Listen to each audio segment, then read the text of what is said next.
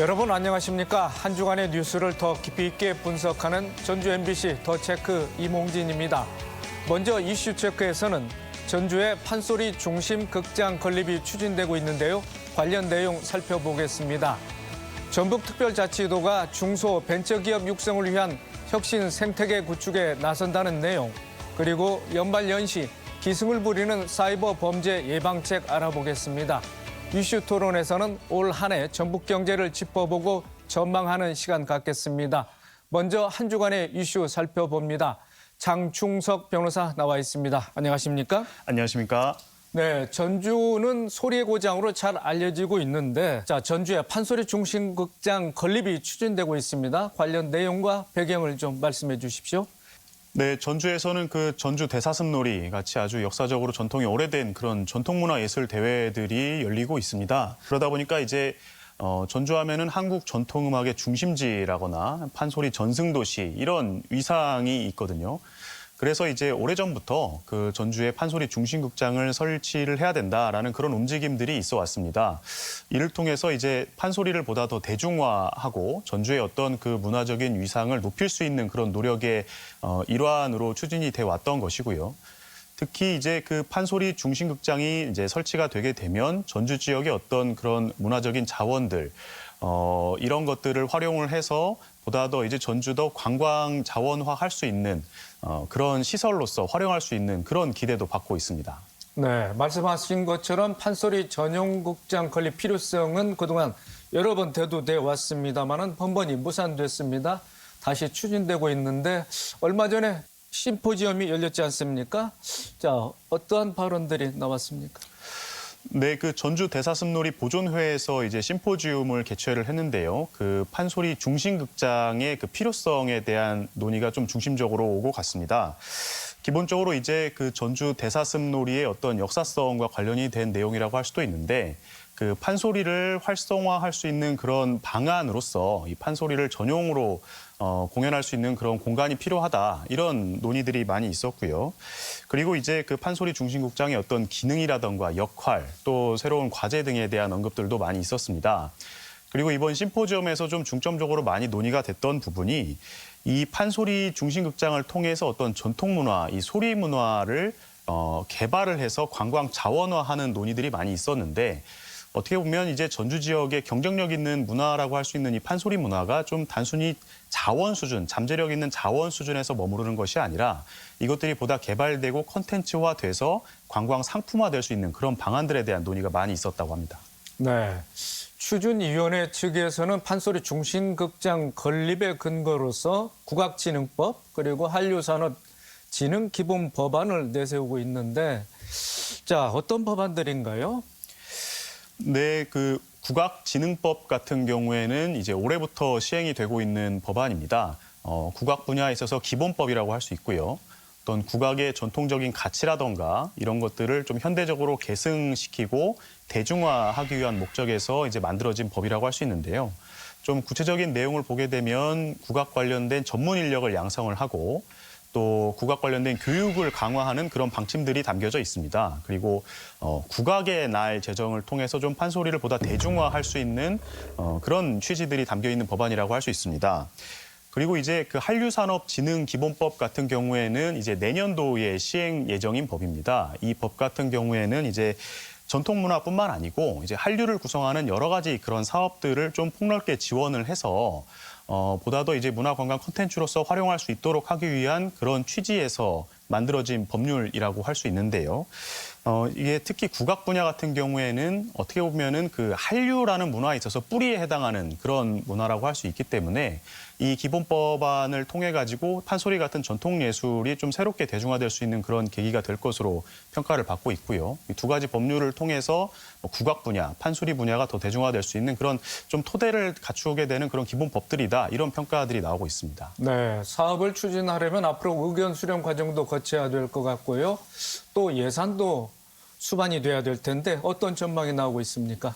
그렇습니다. 이제 그 판소리 중심극장 같은 경우에는 아무래도 이제 여러 이해관계인들의 의견이 충분히 수렴되어야 비로소 이제 실현될 수 있는 그런 프로젝트 라고 할 수 있고요. 앞으로 좀 다양한 의견 수렴 절차가 이어질 것으로 보입니다. 그리고 말씀하신 대로 이제 예산 문제도 중요하게 대두가 될 것으로 보이는데 지금 이 판소리 중심극장 건립을 위한 초기 비용뿐만 아니고 또 운영, 지원을 위한 예산도 필요할 것으로 생각이 되고요. 법적인 토대는 어느 정도 마련이 됐다고 보이는 만큼 이를 통해서 좀 정부의 협력을 이끌어내는 노력이 필요할 것으로 보이고 무엇보다도 이 판소리를 좀 전주 지역의 특색 있는 그 문화로서 관광 상품화하겠다라는 그런 적극적인 비전 제시가 필요할 것으로 생각이 됩니다. 네, 그렇군요. 자, 다음 이슈로 넘어갑니다. 전북특별자치도가 중소벤처기업 육성을 위해서 혁신 생태계 구축에 힘을 쏟겠다는 의지를 보였습니다. 자, 혁신 생태계 구축 어떤 의미입니까? 그렇습니다. 얼마 전에 이제 그 전북 지역에서 그 중소벤처기업 창업기업인의 날 행사가 있었습니다. 이 자리에서 김관영 그 전북특별자치도지사가 참석을 해가지고 중소벤처기업 육성을 통해서 전북 지역의 지역 경제를 활성화하겠다. 이런 그 의지를 드러냈었는데요. 좀 더 이제 구체적으로 산업계라던가 학계, 연구기관 등과의 협력을 통해서 이런 창업 기업인들을 지원을 하고 또 이런 기업들에 대한 재정 지원 방안이라던가 그리고 도내에 또 여러 유관기관들이 있거든요. 예를 들어서 전북 테크노파크라든지 전북대학교 내에 있는 여러 가지 연구기관들이라든지 이런 기관들과의 협력을 통해 가지고 이런 창업 기업인들을 지원을 하겠다라는 그런 방침들을 발표하는 자리가 있었습니다. 네. 자, 전북의 경우 대기업보다는 중소기업 그리고 소상공인이 많은 지역 아니겠습니까? 뭐 주력 산업은 이제 기계 부품이라든가 농기계, 바이오 산업이 될 것 같은데 자, 어떻게 전망되고 있습니까? 말씀하신 대로 이제 전북은 그 대기업보다는 중소 소상공인들 위주로 그런 산업 구조가 짜여져 있습니다. 특히 이제 기계 부품들이 주력을 이루고 있고요. 근래 들어서는 어떤 특수 목적용 그런 지능형 부품들도 강세를 보이고 있다고 하는데요. 여기에 더해서 이제 뭐 바이오 산업이라던가 또 탄소 융복합 소재 산업이라던가 이런 첨단 산업들을 좀 새로운 주력 산업으로 육성하려는 그런 노력들이 나타나고 있습니다. 이를 통해서 좀 전북 지역의 산업 구조를 다각화해가지고 보다 더 안정적인 성장 구조라던가 지속 가능한 성장 구조를 이루려는 이런 장기적인 비전들이 좀 제시가 되고 있는 상황입니다. 자, 중소벤처기업 육성을 위한 혁신 생태계 구축이라고 했는데 그렇다면 앞으로 이 구축 방식은 어떻게 될 것으로 보입니까? 일단 그 중소벤처기업 혁신 생태계 구축이라는 것은 가장 기본적으로 산업계라던가 학계, 연구기관들이 이런 중소벤처기업들의 기술적인 어떤 소요를 돕기 위해서 좀 각자의 강점을 협력을 하는 그런 산학협 협력 모델 이 부분이 좀 핵심적인 내용으로 지적이 되고 있고요. 그리고 이제 재정 지원도 중요한 부분으로 지금 꼽히고 있습니다. 이 재정 지원을 통해서 뭐 R&D 연구 지원이라던가 뭐 기술 보증이라던가 현재 시행이 되고 있는 이런 부분들이 언급이 되고 있고 그리고 기업인들 각자의 네트워크 강화 부분도 언급이 되고 있어서 결국에는 이 혁신 생태계 모델이라는 것은 이런 기술 개발, 재정 지원, 그리고 네트워크 강화 이런 세 가지 방식의 그런 내용들을 중심으로 이루어질 것으로 보입니다. 네. 자, 마지막 이슈입니다. 해마다 연말 연시에 사이버 범죄가 기승을 부리고 있습니다. 자, 스미싱 주의보까지 내려진 상황인데요. 자, 어느 정도입니까? 네, 지금 스미싱이라는 것이 이제 문자 메시지를 활용한 일종의 보이스피싱입니다. 최근 들어서 지금 크게 증가하는 추세를 보이고 있는데요. 전라북도 같은 경우에도 작년 같은 경우에는 지금 스미싱 범죄로 신고된 건수가 155건이었는데 올해는 지금 지난달인 11월까지 총 191건이 접수가 돼서 거의 30% 가까이 증가된 추세로 있습니다. 그리고 특히 이제 연말연시에는 뭐 연합장 같은 것들도 많이 보내시고 해서 또 문자 메시지가 늘어나기 때문에 연말연시에 이 스미싱 범죄 건수가 크게 늘어난다고 하는데요. 지금 한국인터넷진흥원에서 지금 밝힌 내용을 보면 연말연시에 통상 스미싱 범죄 건수가 60% 이상 증가하는 것으로 나타나 있습니다. 네. 자, 스미싱에 대해서 주의를 하는데도 이처럼 피해가 늘고 있습니다. 갈수록 범죄 수법이 교묘해진다고 볼 수밖에 없는데 스미싱 범죄 방식 어떻게 이루어지고 있습니까? 말씀드린 대로 지금 대표적으로 연말연시에 보내시는 연합장이라던가 아니면 청첩장 혹은 부고장 같이 좀 친숙하게 느낄 수 있는 그런 문자 메시지들, 이런 문자 메시지들을 정중하게 보내는 방식으로 그 사용자 측에서 문자 메시지를 거부감 없이 열람을 하고 그 안에 있는 링크를 클릭을 유도하는 방식입니다. 링크를 클릭하게 되면 악성 어플리케이션이 설치가 돼서 개인정보라던가 뭐 금융정보 이런 것들이 탈취가 되는 방식이 많이 지금 사용이 되고 있고요. 그리고 이제 뭐 공과금을 내라 이렇게 공공기관을 사칭을 하는 방식이라든지 뭐 서비스 업체를 사칭을 해가지고 뭐 배달 알림이 왔다 이런 문자 메시지를 보내는 방식도 많이 지금 보이고 있고요. 그리고 지금 가족이라던가 친지들을 사칭을 해서 내가 지금 핸드폰이 고장이 나가지고 임시번호를 발급받았다 이런 문자 메시지를 통해서 또 뭐 대금을 대신 결제하도록 유도를 하거나 어플리케이션 설치를 유도하는 이런 방식들이 많이 지금 보이고 있습니다. 그 스미싱이라는 것이 주로 이제 야간대에 뭐 사람들이 좀 음주를 하시거나 또 집중력이 많이 떨어진 시간대를 노려서 야간대에 특히 스미싱 문자가 많이 발송이 된다고 합니다. 각종 사이버 범죄에 개인이 주의를 기울여야겠지만은 정부 차원에서도 강력한 대책이 추진돼야 될 것 같습니다. 어떤 대책들이 마련되어 있습니까? 현재 이제 여러 가지 대책들이 시행이 되고 있는데요. 그중에서 그 발신번호 검증 시스템이 도입이 돼 있습니다. 그 발신 문자를 검증을 해서 이것이 위조됐거나 변조됐을 가능성이 있을 때는 그 문자 발송 자체를 차단하는 그런 기술적인 장치가 도입이 돼 있고요. 그리고 그 문자 메시지를 대량으로 발송하는 이용자 같은 경우에는 발송을 할 때마다 개인정보를 다시 인증을 받도록 하는 그런 방식도 도입이 돼 있고 또 이런 대량 문자 메시지 발송을 취급하는 업체에 대해서는 그 업체 등록 요건을 강화하는 그런 정책도 시행되고 있습니다. 그래서 문제가 발생한 업체에 대해서는 시장에서 퇴출을 하는 조치들도 현재 시행이 되고 있는 상황입니다. 그리고 요즘은 그 이용자들 핸드폰 성능이 많이 좋아지고 있기 때문에 그 AI를 기반해서 이런 스미싱 문자를 자동적으로 필터링할 수 있는 시스템도 많이 보급이 돼 있습니다. 네. 만약에 범죄 피해를 입었다면 어떻게 대응해야 할지 마지막으로 좀 말씀 부탁드립니다.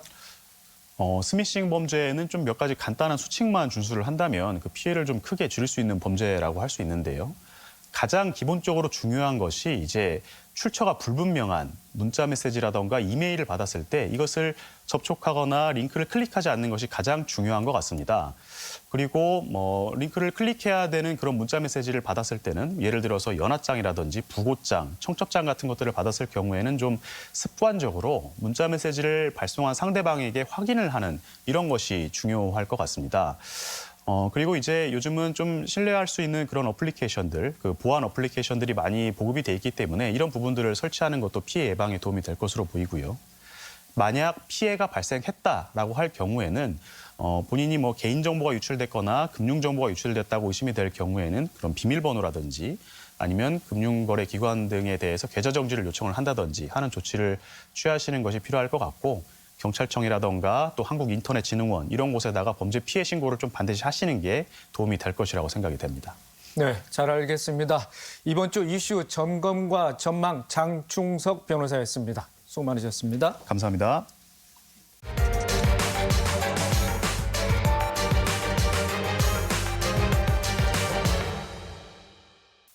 이슈 토론입니다. 전북 지역의 실물 경제는 민간 소비 위축, 건설 투자 감소, 물가 상승이라는 그야말로 다발적 악재가 겹친 상황인데요. 업종이나 규모에 상관없이 코로나 때보다도 더 힘들다라고 호소하는 분들이 많습니다. 연말 특수를 기대하기 어렵고 정치적 불확실성이 커서 소비자들이 지갑을 닫고 있습니다. 오늘 이슈 토론에서는 전북 경제를 진단하고 앞으로의 전망 이야기 나눠보는 시간 갖겠습니다. 세 분 모셨습니다. 김대중 전북특별자치도의회 경제산업건설위원장, 송춘호 전북대학교 농생명대 식품유통학과 교수, 임미화 전주대학교 부동산 국토정보학과 교수입니다. 세 분 어서 오십시오. 네, 반갑습니다. 안녕하세요. 안녕하십니까. 자, 올 한 해 전북 경제에 대해 전반적으로 분석을 해보고 본격적인 토론에 들어가 보도록 하겠습니다. 자, 2024년 올 한 해 돌아보면 전북 경제 어떻다고 보시는지 자, 임미화 교수, 송춘호 교수 좀 차례로 말씀을 해주시면 하겠습니다. 먼저 임미화 교수님. 네, 저는 전북 경제 중에 이제 제 전공 부동산 쪽 얘기를 좀 드리자면 부동산 가격이 올 4월부터 최근까지 이제 상승 국면에 있다가 얼마 전부터 이제 하락하기 시작했습니다. 주택금융 규제가 이제 9월 달부터 강화됐는데 그때부터 이제 좀 시장이 가라앉는 그런 모습을 보이고 있습니다. 송춘우 교수님. 예. 전북 경제의 근간은 중소기업, 소상공인, 그다음에 농림어업인데요. 이 3개의 종사자들을 보면 전라북도 도민의 63.2%가 종사하고 있습니다. 중소기업 사업체 종사자가 32%가 되고 있고요. 소상공인 사업체 21%, 그다음에 농림업의 종사자가 10.2%를 차지하고 있는데 매우 어려운 상황입니다. 근데 전북경제 실물경제는 한국은행의 11월 자료를 보면 모든 분야에서 위축되어지고 있습니다. 특히 가장 많이 위축된 부분이 전라북도 수출은 주로 중국에 굉장히 많이 의존하고 있는데요. 중국 경제가 어려움으로써 수출 감소폭이 올해 들어서 한 24% 정도 이루어지고 있습니다. 그다음에 쌀 가격이 작년도 수학기에 비해서 10.2%가 하락했는데요. 전라북도 올해 쌀 생산량을 가지고 평가를 해보면 1,255억이 지금 증발이 된 겁니다. 그러면 농가가 전라북도에 4만 7천 가구에서 쌀 농사를 짓고 있는데요. 농가당으로 보니까 약 265만 원 정도 손실이 발생이 되셨습니다. 이러한 부분이 전라북도 소비 침체 부분을 더 가속화시키는 부분이고요. 그다음에 특히 최근에 그 12.3 계엄 사태로 인해서 어떤 심리적인 부분까지도 완전히 감소가 돼서 연말 특수 부분이 완전히 사라진 상황이라고 볼 수가 있습니다. 자, 그렇다면 뭐 간단히 좀 짚고 넘어야 되겠습니다만은 뭐 국제적인 이제 유동성 그런 문제도 있고요. 이런 경기 침체가 지금 장기화되고 있는 원인 어떻게 분석되고 있는지 교수님 말씀을 해주시죠. 전라북도 경제의 구조적인 요인이 가장 큰 문제라고 생각이 되어집니다. 전라북도는 앞에서 말씀드린 것처럼 중소기업, 소상공인, 농림어업의 주된 산업인데요. 이러한 부분이 타 산업에 비해서 생산성이 좀 낮습니다. 이러한 문제가 하나가 있고요. 매월 중소벤처기업부에서 소상공인 경기 동향 조사 결과를 발표하고 있습니다. 근데 생산이란 매출이라든가 소비 이러한 부분이 반영돼 가지고 그다음에 소상공인들이 앞으로 경제가 어떻게 될 것인가까지 반영한 지수입니다. 이 지수에서 100이 넘으면 경기가 굉장히 좋을 거다라는 예측이 되어지는 부분이고 100 이하가 되면 굉장히 어려울 것이다 전망이 되어지는 부분입니다. 그런데 11월 그 지수를 보면 전국이 62.4%인데 전라북도는 최하위인 56.6%대를 기록하고 있습니다. 매우 어렵다는 그런 부분입니다. 이러한 특히 전라북도가 최근 10년 동안 매년 10,000명 이상의 인구 유출이 지금 지속되고 있는데요. 작년도에는 14,000명이 넘어섰습니다. 이러한 소비 시장 자체가 이렇게 줄어들고 있는 부분이 굉장히 큰 문제고요. 지금까지 식품 소비는 대형 소매점들을 비롯해서 오프라인 중심으로 이렇게 이루어졌다는 것이 일반적인 평가였는데 올해 들어와서는 보니까 10가구 중에서 1가구 정도는 쿠팡이라든가 마켓길 같은 온라인 부분에 더 이용한다고 합니다. 젊은 세대는 훨씬 온라인에 대한 의존도가 높아지고요. 이러한 소비 구조 자체도 전북 경제를 더욱 어렵게 만드는 요인이라고 평가할 수 있습니다. 네. 자, 김대중 위원장님, 가뜩이나 이렇게 어려운 경제 상황에서 비상계엄의 여파로 특히나 여행이나 요식 업계가 많이 얼어붙고 있습니다. 예. 뭐 송년회 같은 연말 특수도 뭐 찾기 힘든 상황인데, 자, 현장에서 직접 만나본 뭐 도민들, 상인들 또 중소기업들이 체감하는 경기 어떻게 얘기들을 하고 있다고 들으셨는지요? 예, 지금 정말 어려운 경제 상황인데요. 도민들께서 아마 다 대출이 있으실 거라고 생각이 합니다. 그런데 이 대출을 받으셔서 이자와 물가가 올라가다 보니 꼭 지출을 해야 될 때만 이렇게 지출을 하시더라고요. 그래서 시민들이 지갑을 닫으니까 소상공인들이 매출을 좀 줄어드는 이런 그 악순환이 지금 계속 벌어지고 있습니다. 또 얼마 전에 제가 비상계엄에 대해서 탄핵 때문에 서울을 올라온 우리 택시 기사님께서 이렇게 말씀하시더라고요. 예전에도 사람이 별로 없었는데 이 비상계엄 시국에는 정말 사람이 없어서 택시 매출이 많이 줄었다라고 말씀하시고요. 또 요식업을 하시는 분들은 또 더 말할 것도 없는 상황입니다. 2024년도에는 경기 침체로 매출이 많이 호전되지 않는 상황에 있습니다. 코로나19를 이겨내기 위해서 받았던 그 대출금에 대한 높은 금리로 인해서 이자 부담이 과중이 되고요. 또 공공요금 인상과 임대비 상승 등으로 고정비 지출이 매우 커지고 있어서 소상공인들은 너무 절망적이라고 생각이 들고요. 또한 기업은 그 글로벌 경기가 좀 많이 하락하고 있고요.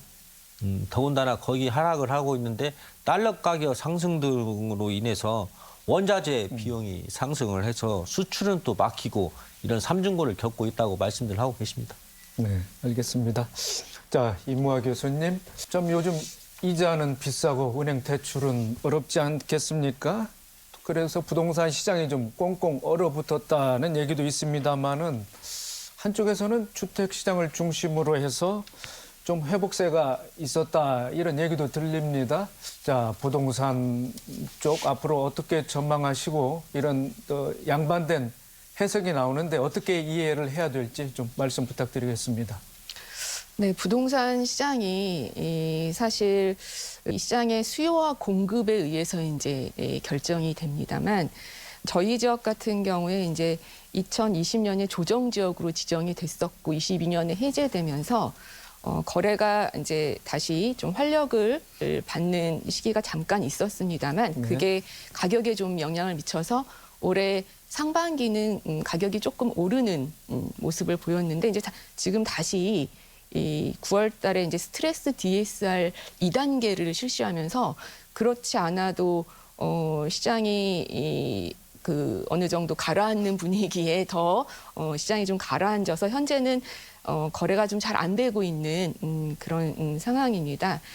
거기다가 이제 내년부터 건축 원가가 대폭도 상승되는 그런 시기도 올 것이고 그리고 무엇보다 이제 중요한 거는 시장이 굉장히 지역별로 차별화가 되는 시장으로 이제 바뀌고 있다. 이렇게 이제 볼 수가 있는데 미분양이 나는 지역도 있고요. 현재 이제 우리 지역 같은 경우에 군산과 익산에 한 3,000세대 정도의 미분양 물량이 있는데 그에 반면 아까 이제 말씀하신 것처럼 회복세가 또 보이는 게 아니냐라는 의견이 있는 부분은 신규 아파트 청약 시장인데 에코시티 같은 경우에 올해 그 전국적인 그 청약률을 사실 저희 지역이 보였습니다. 오히려 서울에 있는 아파트보다 저희 지역의 청약률이 더 높게 나타난 그런 이변도 있었거든요. 그래서 이게 이제 국지적으로 시장이 굉장히 차별화되는 시기에 이제 들어왔다. 그런데 전반적인 환경은 시장에 그렇게 우호적이지는 않다. 부동산 시장에 이렇게 이제 보고 있습니다. 네.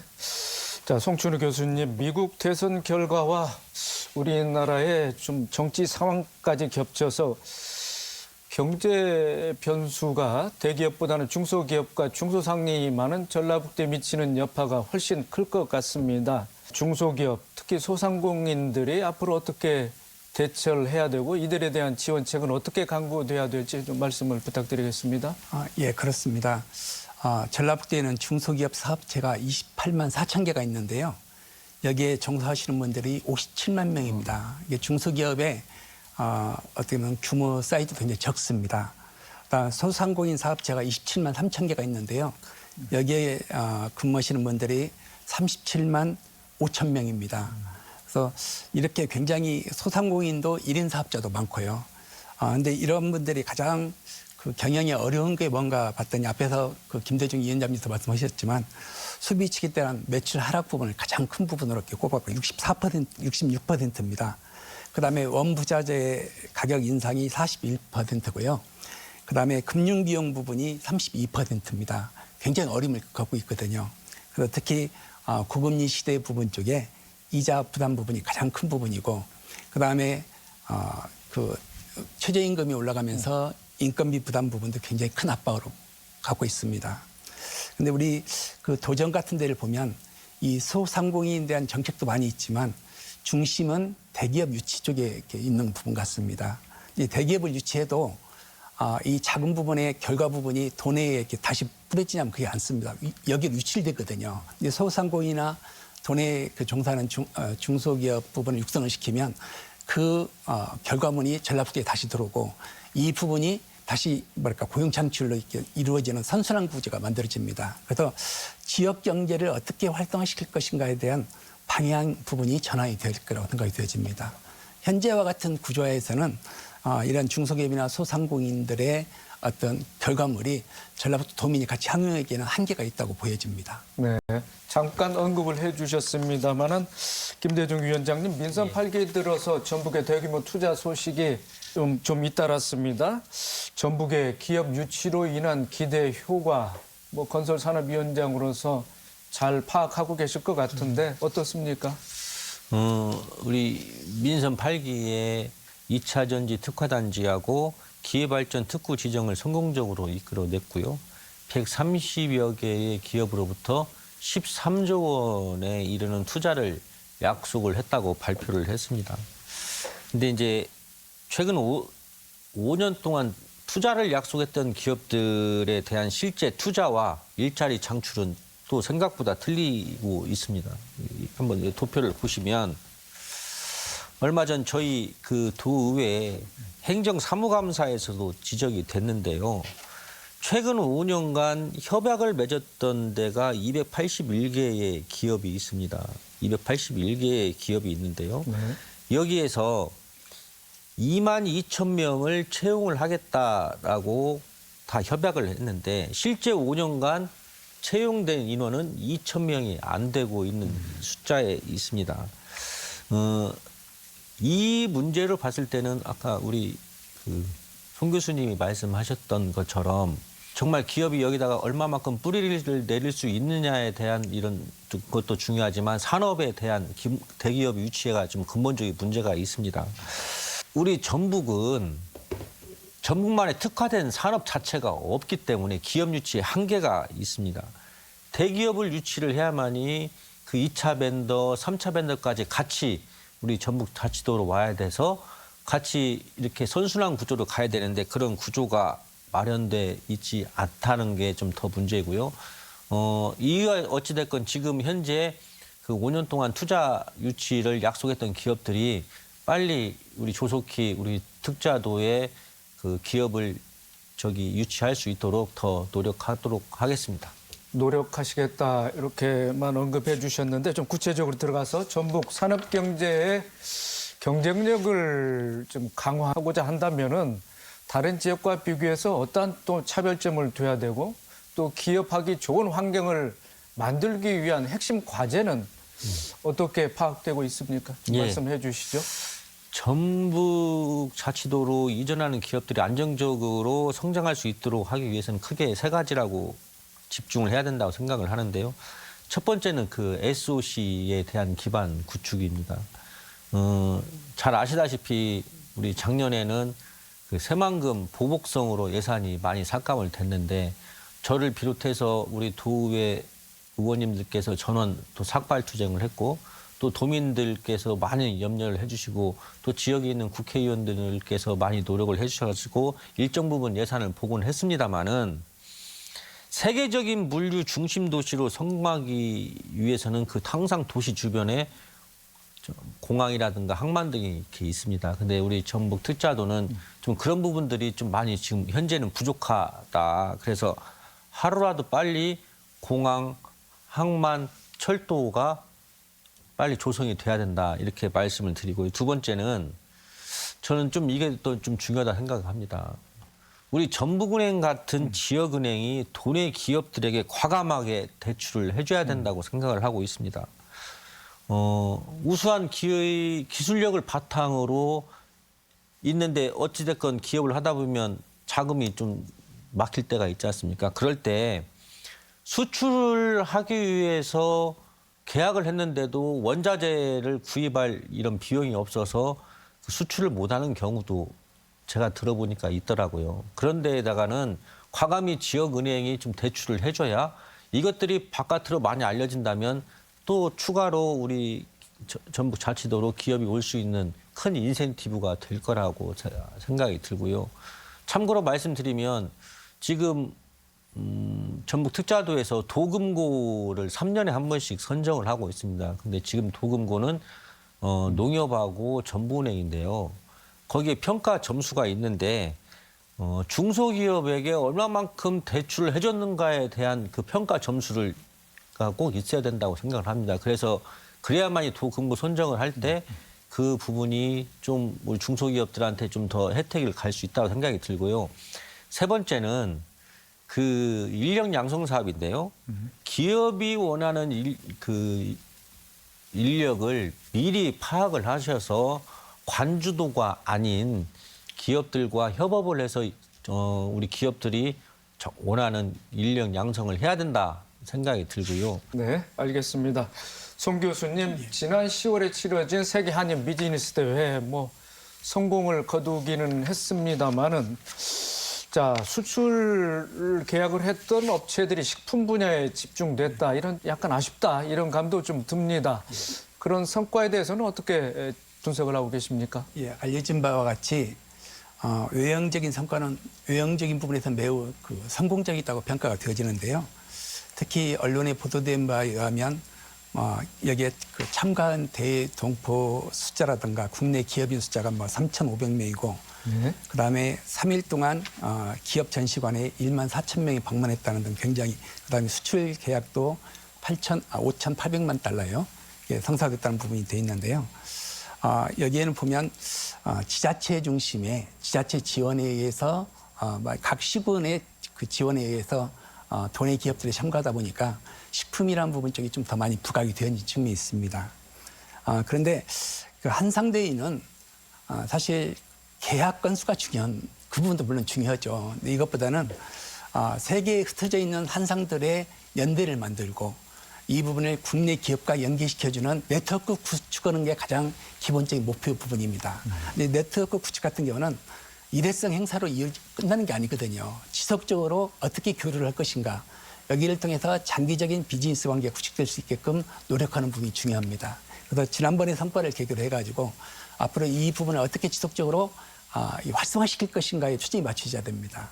사실 수출 계약이 끝났다 해서 바로 수출이 이루어지는 것은 아닙니다. 그래서 이러한 부분 쪽에 앞으로 조금 더 부족한 부분이 뭔가, 그다음에 여기에 참가했던 부분들과 네트워크를 어떻게 가져갈 것인가 하는 쪽에 지속적인 고민이 같이 이루어져야 될 거라고 평가가 되어집니다. 네, 알겠습니다. 자, 임미화 교수님, 새만금 개발이 속도를 내면서 건설 수요가 생겨나고 있는데요. 그렇다 보면 어려움에 처해 있는 전북 지역 건설 업체들도 기대감을 가질 수 있겠는데 앞으로 어떻게 전망하고 계시는지요? 네, 새만금 산단이 한 9개 공구가 있는데 그중에 이제 1, 2, 5, 6 공구의 분양이 약 한 90% 이상 됐고 최근에 보면은 최근 한 2년간 한 10조 이상의 투자를 받았고요. 그리고 많은 대기업들, 이제 2차 전지 관련된 기업들 그리고 중국 기업들도 이제 투자를 하고 있습니다. 여기에 이제 많은 공장들, 산단이 조성돼야 되는데 여기에 저희 전북계 이제 건설 회사들이 좀 참여할 수 있지 않을까 보여집니다. 그래서 그런 측면에서는 조금 고무적이다. 새만금의 많은 기업 투자가. 그런데 이 기업이 투자되면서 그 근로자들만 사실 와서 사는 거, 그러니까 일명 정주 여건도 이제 같이 마련이 돼야 되거든요. 그래서 지금 현재 이제 수변 도시가 또 조성이 되고 있습니다. 그런 측면에서 보면은 저희 전북 건설 기업들은 공장을 만드는데 또 한편은 이 주택을 건설하는 데에 약간의 그 기대감을 가져도 되지 않을까 하는 생각을 갖고 있습니다. 네. 그런데 전북의 건설 경기가 암울할 정도로 좀 침체 상황을 거듭하고 있습니다. 전북 주택 건설 시장의 지역 업체 참여가 지금 거의 없는 정도 아니겠습니까? 실제로 어느 정도로 되고 있는지 파악되고 있습니까? 전반적으로 이 부동산 시장 자체가 굉장히 어렵습니다. 이제 PF에 의존해서 이제 부동산 사업들이 이루어지는데 PF라는 것 자체가 지금 이제 시장이 안 좋으면서 부실화될 여력이 있고 그에 따라서 이제 저희 이 건설 업계도 같이 좀 취약한 구조를 가지고 있기 때문에 저희 지역뿐만이 아니라 이제 전국적으로 주택 건설 업계가 좀 취약한 상황이 이제 현재 상황이고, 저희 지역 같은 경우에는 이 국토부에서 매년 한 7만 3천 개 정도의 건설사를 대상으로 이제 시공 능력 평가라는 거를 합니다. 그런데 저희 지역의 건설회사는 여기에 100위 안에 들어가는 건설사가 한 개밖에 없습니다. 네. 그러니까 전반적으로 저희 지역의 건설 회사들이 이 조금 시공 능력 평가에서 100위 이하가 되는 거죠. 그러니까 여러 가지로 이제 구조가 취약한 상황에서 유동성 PF로 인한 유동성 위기도 같이, 그리고 인건비 상승이라든가 건축비 상승 같은 여러 악재를 맡고 있기 때문에 저희 건설업체가 조금 더 이 침체 국면에 직면해 있다, 이렇게 보여지고요. 향후에 저희 건설업체가 이제 이런 지역의 개발 사업에 좀 참여할 수 있는 그 여지를 좀 주기 위한 그런 정책이 좀 개발돼야 된다, 뭐 이런 생각을 가지고 있습니다. 네. 자, 김 위원장님, 얼마 전에 이제 익산 지역을 기반을 하고 있는 이제 제일건설이 최종 보도 처리됐지 않겠습니까? 예. 뭐 협력업체 피해도 지금 나고 있고, 뭐 비단 제일건설만의 문제가 아닐 것 같습니다. 전북특별자치도 차원에서도 뭐 지방도 확보장이라든지 유지관리 사업을 좀 활성화하는 등 나름대로 뭐 지원을 강구하고 있는 걸로 알고 있습니다. 이 밖에 어떤 대책을 펴야만이 우리 지역 건설업계, 주택 건설업계가 좀 그래도 되살아날지 한번 위원장님께서 말씀을 좀 해주시죠. 이제 도내 시공 능력 평가 4위입니다. 우리 제일건설이. 네. 최종 부도 처리된 것은 매우 충격적인 일이고요. 사실 저희 지역구에 있는 또 회사인데 좀 안타깝습니다. 올 9월의 기준으로 도내 건설업체의 28곳, 종합건설업체입니다. 네. 전문건설업체는 321곳이 폐업 신고를 했습니다. 우리 코로나 시국에는 폐업업체가 한 100여 곳에 불과했는데 역대 최대로 그 폐업률이라고 할 수 있습니다. 우리 임 교수님께서도 제도적 지원이 해야 된다라고 말씀하셨는데 저도 거기에 대해서 매우 동감하고요. 근데 이제 이것은 하나 제가 제도적으로 한번 만들었습니다. 올 5월 달에 제가 대표 발의를 했는데요. 전북 특별자치도 기업 및 투자 유치 촉진 조례 전부 개정안을 만들었습니다. 이건 뭐냐면 기업들이 우리 뭐 새만금이든 전북으로 오면 이 공장을 증설을 지어야지 않습니까? 그럴 때 기업 유치 보조금이 나갑니다. 투자비라든가 고용에 대해서. 그런데 그 지역 건설사가 공장을 신축을 할 때 주면 추가로 5%가 더 지원하는 제도입니다. 이런 부분들을 좀 많이 알리고 있고요. 도에서도 투자를 하시는 우리 기업들한테 이런 제도를 많이 설명하고 있습니다. 또 방금 말씀해 주신 것처럼 전액 도비로 진행하는 지방도의 확포장 사업이라든가 기반시설 조성 사업에 지금은 한 100억 좀 넘게 지금 투자를 하고 있지만 앞으로 지역 건설업체들이 숨통을 더 트이기 위해서는 조금 더 추경 때라도 예산을 좀 투입을 해서 이 힘든 시기를 버틸 수 있도록 더 노력하도록 하겠습니다. 임 교수님, 자, 지역의 부동산 경기 전망 또 활성화 방안은 무엇이라고 보시는지요? 저희 이 지역 같은 경우에 사실 많은 개발 사업이 중요한 개발 사업이 적기에 실현이 되도록 제도적인 좀 지원이 필요하고요. 그걸 통해서 지역 경제가 어떤 이 기업에서 개인에까지 파급될 수 있도록 하는 그런 흐름이 막히지 않는 방향으로 좀 정책의 방향이 그쪽으로 가야 될 것 같습니다.